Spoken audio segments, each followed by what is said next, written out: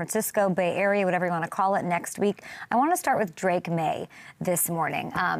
He's got this shoulder injury that I asked Brian Hoyer about yesterday, just at the quarterback spot. What do we need to see? What is it? You know, if he's listed for limited all week, what does that mean going into next week? He said not to worry about it till next Monday.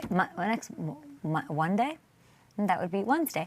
Ultimately, this game will come down to Drake's ability to handle a swarming Seahawks defense. Mr. Hamilton dug into the numbers like the sick pup that he is. And this might come as a surprise to some people, but Drake has been, I'm gonna get it on Twitter. Drake's been the best quarterback in the whole league this year under pressure. I just don't believe me? Read it and weep.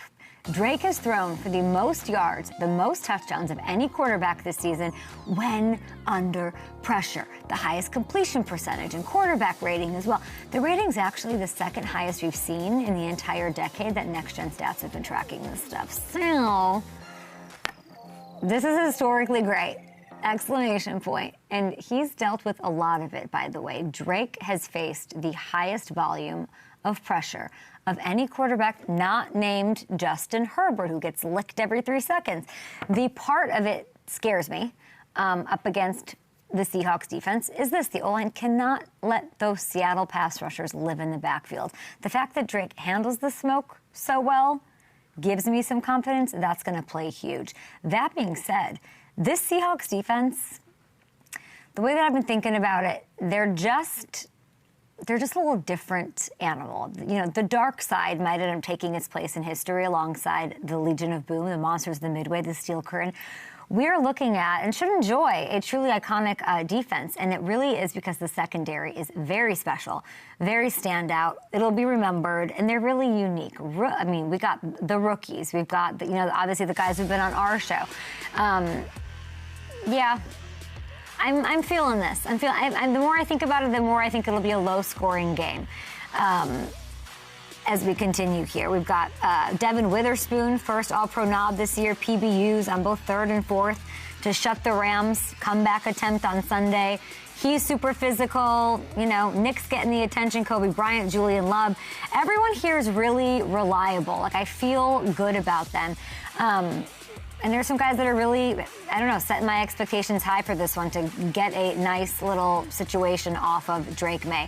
Reek has fallen out of favor, it feels like, since last year. Somehow there were rumors at the trade deadline. So look at how amazing he's been, and such a thunderbolt, too. Like, when I was at Packers training camp to end my training camp tour and they got in that brouhaha with Tucker Kraft and this defense, it was really Woolen that was the emotional heartbeat of that fight, and he's been that all season long.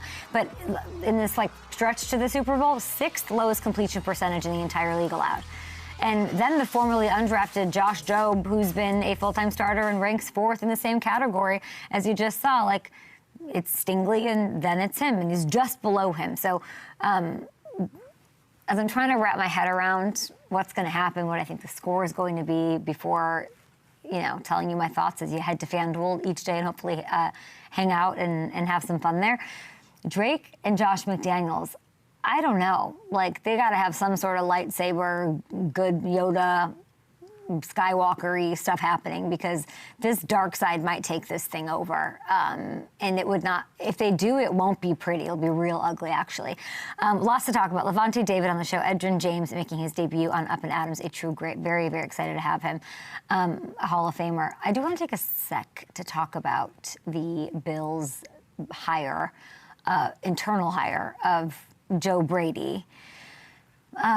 Bills fans aren't enthusiastic, and I very much commiserate with the idea that maybe bringing someone out of house would be better, because how else do you eradicate maybe even just the vibe of it, the 5 turnovers of it, who's ultimately responsible in that? You have 5 turnovers in what should have been your road to the Super Bowl. And then you just get a promotion because of that. It's all kind of funky, right? I get that.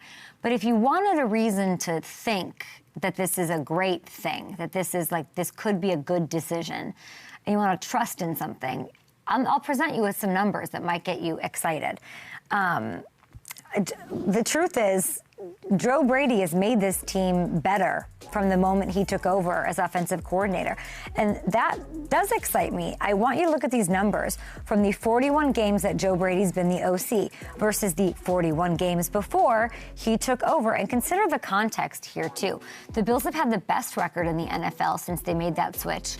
They averaged the second most points per game over that span, most of that coming in the post-Stephon Diggs era. And if you look at that third row, that pretty little third row, Josh Allen's turnovers have been cut down significantly in the regular season. The offense as a whole has gone from the third highest turnover rate to the second best over that span. And you also consider the defense. They're still very good.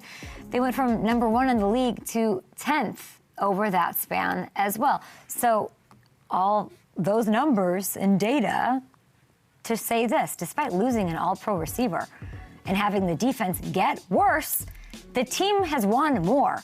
They have scored more since Joe Brady entered the door. And yes, Josh has been the biggest part of that for sure. He's an MVP, one of the best players in our league for sure.